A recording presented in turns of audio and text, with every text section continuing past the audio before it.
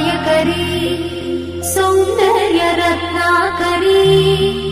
निर्धूताखिल पापनाशनकरी प्रत्यक्ष माहेश्वरी